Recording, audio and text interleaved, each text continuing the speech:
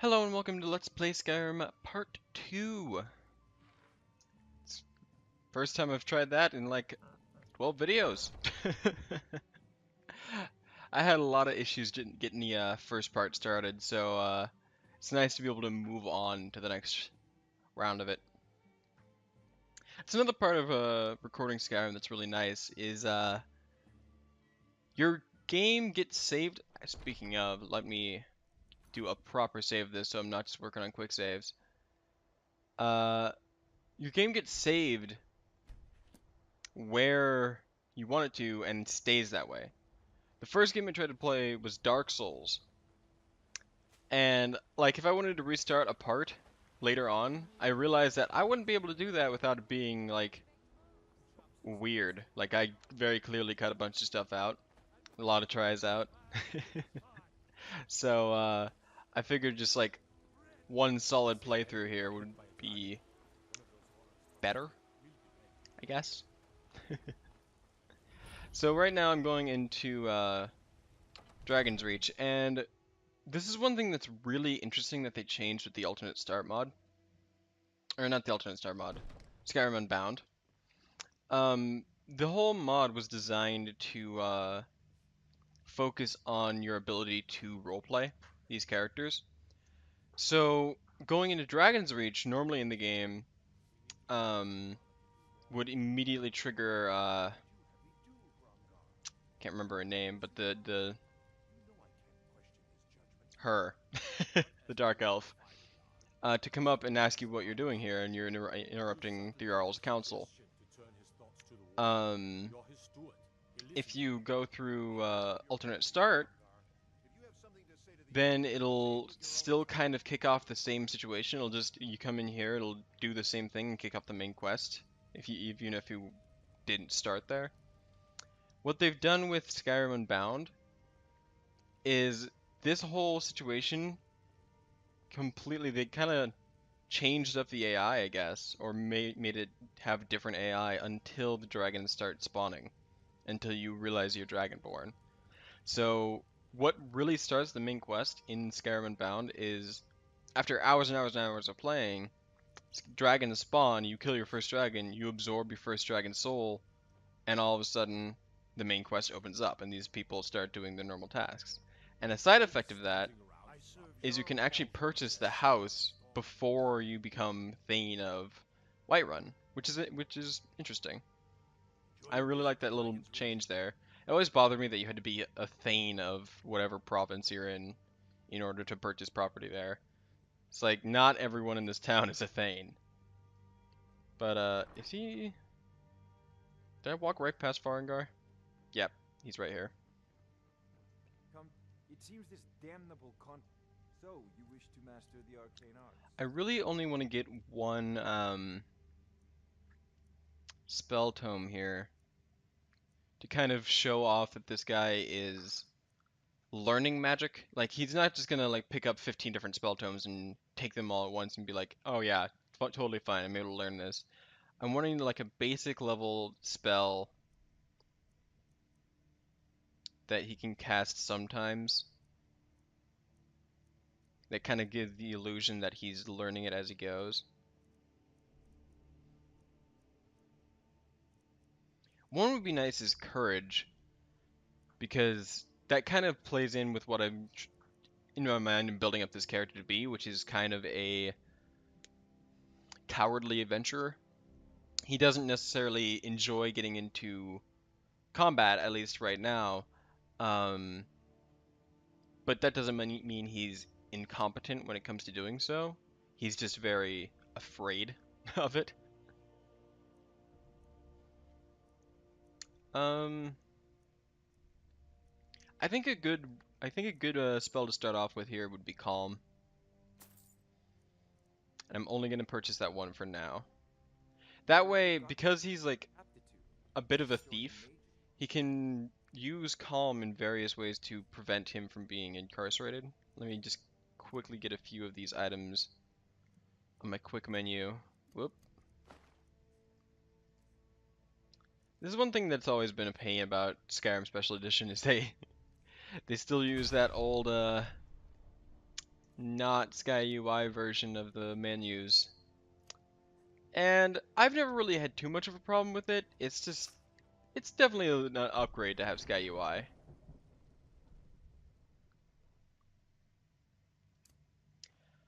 I generally play this game in third person, just to, it helps me get in the headspace of the character, because I get to, like, stop and actually look at them. Just to kind of remind me who I am and where I am, what I'm wearing, stuff like that. Um, and it kind of also helps me to think, like, as I'm walking through town, what do I look like compared to the rest of these people?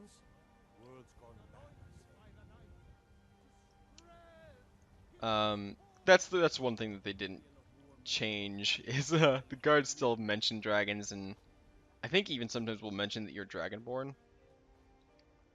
Um, which is a bit takes you out of it, but I mean, what are you gonna do? Already have been told you're not allowed here. Turn around and go back the way you came. We're causing no trouble. All we ask is to look for her. I don't care what you're doing. After what happened, you're lucky I don't toss you in jail. Now get lost. We will be back. This is not over. All right. I wasn't sure if those guys were gonna stop me or not. I'm not going to actively seek out quests, at least not right at this moment, because I do have a goal in mind. But if something does stumble my way, I will, do the quest. I'll also get stuck on rocks. It's always nice.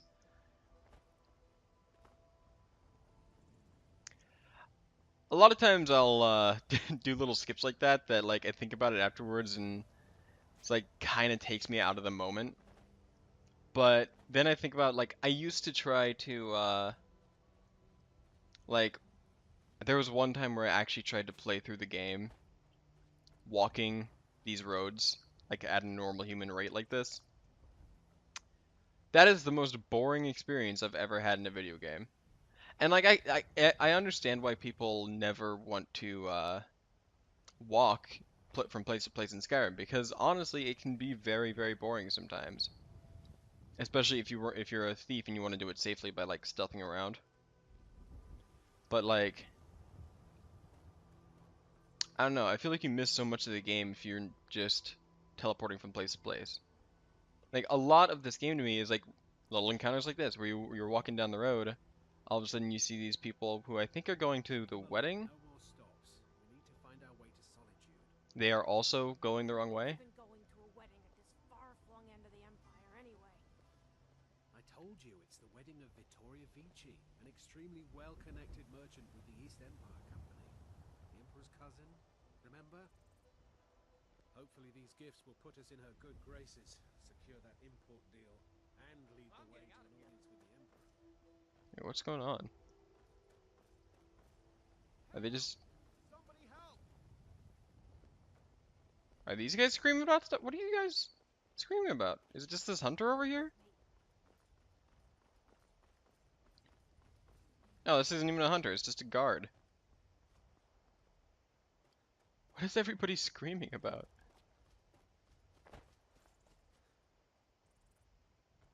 I wonder if that was like a... Oh, okay. I don't have enough magicka to cast Calm. Alright, looks like I've picked the wrong spell. Oh, alright. I'll probably pick up Clairvoyance next time I go to a how much is it to cast Calm? 125? Okay, I'll actually just put in the next couple of points that I get from levels into magic. That actually is kind of cool to me. I'm just gonna leave it equipped. Because I like the idea that he's actively trying to use it in minor combat situations.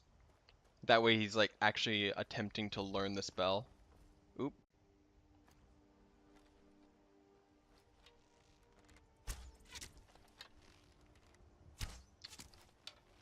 It's been a while, so okay, never mind. I was gonna say I'm not gonna be all that accurate, but I guess I'm not doing too bad. Ah, there's a shot missed.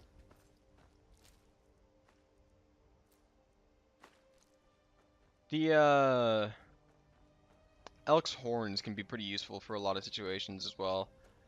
I believe I don't think that was a mod. I believe the forest horn arrows are made with elk horns, as well as I think they have some good effects in alchemy, but I'm not even gonna pretend to know all the stuff that alchemy ingredients have. This would be another situation, I think, later on in the game. Probably not that far later on. My character would probably be inclined to go in there and just kind of poke around. But for now, he's gonna avoid that out of just total fear. Ah, yep. There's another thing to avoid out of total fear. I don't like the way he's looking at me. Is he gonna start moonwalking? Nah, alright. Oop. There's something so peaceful about hunting in Skyrim. Why did that not get a sneak attack?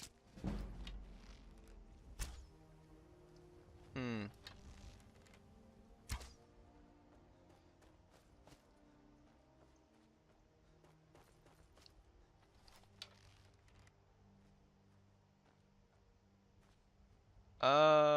I don't know what to shoot here.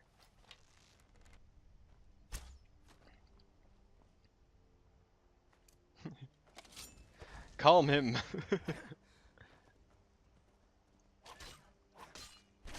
There we go. Those wolves were aggroed on me, but I don't think they are anymore.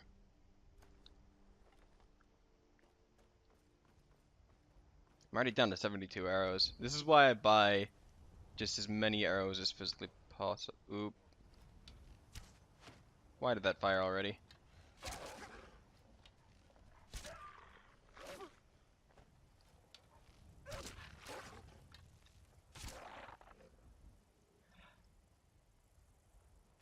Alright. Oh, what did that? Oh, that was probably just a steel arrow. Yeah. What is that sound effect? I guess it must just be these bugs. That is just like penetrating my ears. Ah. I'm not sure how much of an alchemist this character will really be. I guess I'll. Ooh. Hey, Khajiit! What do you have for sale? Bear pelt. Lockpicks. 40. I do eventually see this guy becoming a thief. So I'm gonna buy 20 lockpicks. On top of. Ooh, yeah, cure disease potion. I almost forgot to get one of those.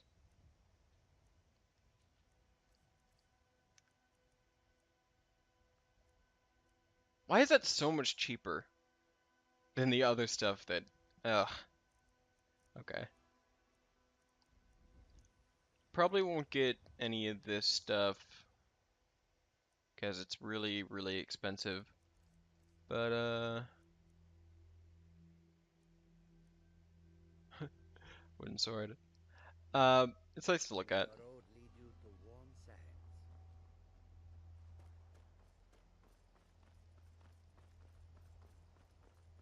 I will check out this barrow. Little, not a barrow, but a little side detour thing as soon as I see who this is. I may have roots in Cyrodiil, but Skyrim's as much my home as any Nords. Okay, so that guy is actually going the right direction for once. Oh, hello.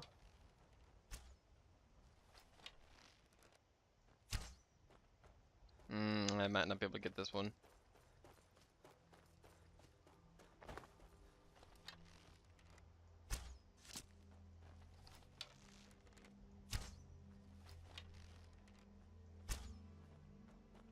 I'll let him go. Let's see, I can't remember exactly how this puzzle works.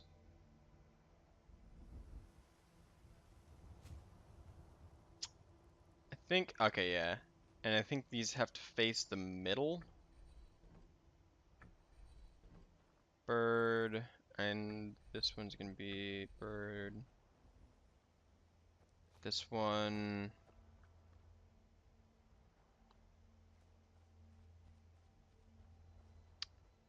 Doesn't appear to have one, but I don't think I'll need it.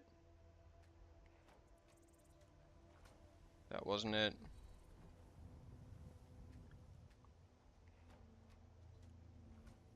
That wasn't it. So it's gonna be snake. Alright. I probably won't wind up getting all the way to, ooh.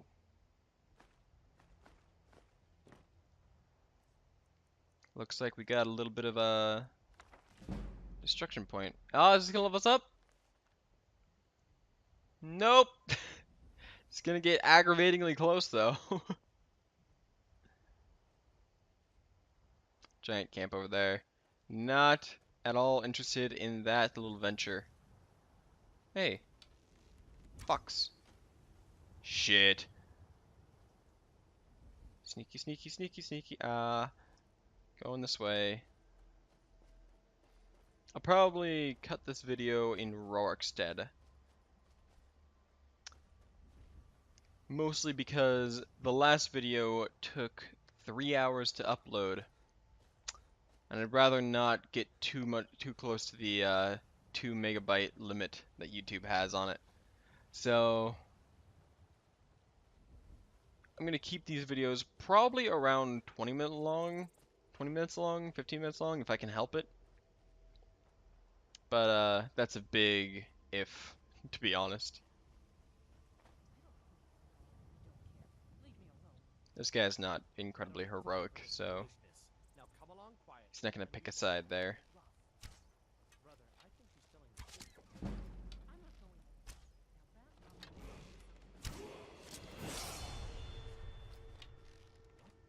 going. Now that Nah. One more shot? No, okay. Let me get this Nern root.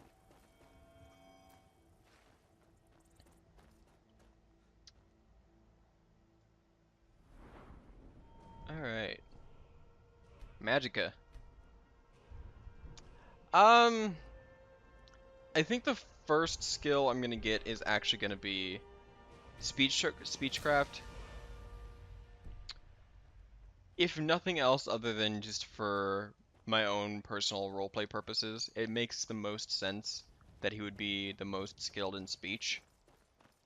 I mean, he's an elderly bard who's been wandering the world. I could see upgrading sneak as well. But I'm kind of excited to go down the speech skill tree as like one of the major things that I'm doing.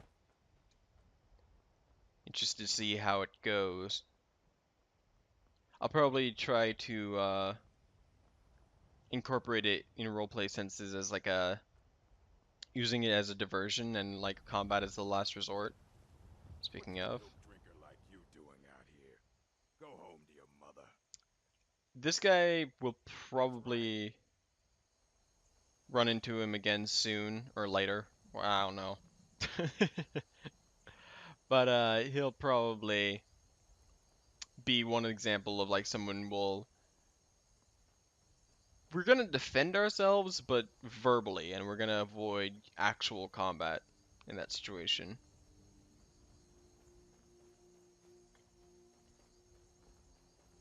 This character's gonna need to go through quite a few changes before he comes up to the point where he's gonna be able to fight with the companions.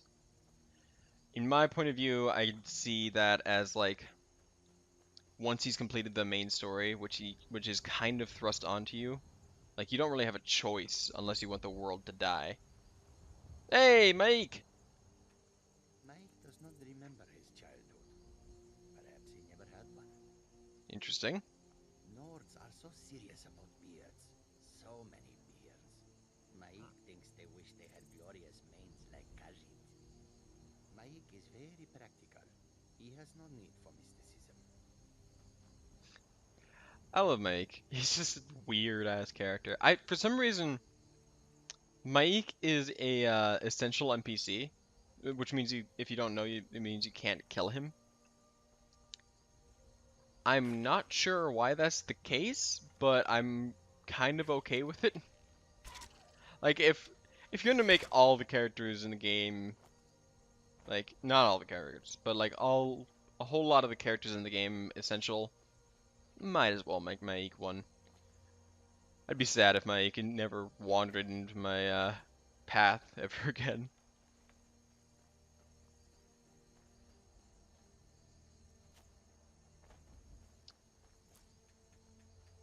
Let's grab a handful of hay here.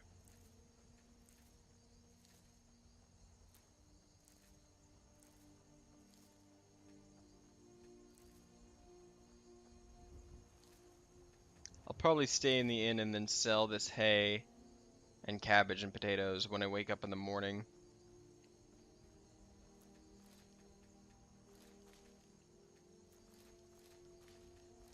If you don't know, I do highly recommend whenever you get the chance to sleep in an inn, because there is an effect that happens in this game when you sleep that gives you bonus XP when you wake up, and it gives you even more bonus XP when you sleep in a bed that is quote-unquote owned by you. If you purchase a bed in the inn, it counts as being owned by you. So it's very, very beneficial for just time-wise to sleep in an inn.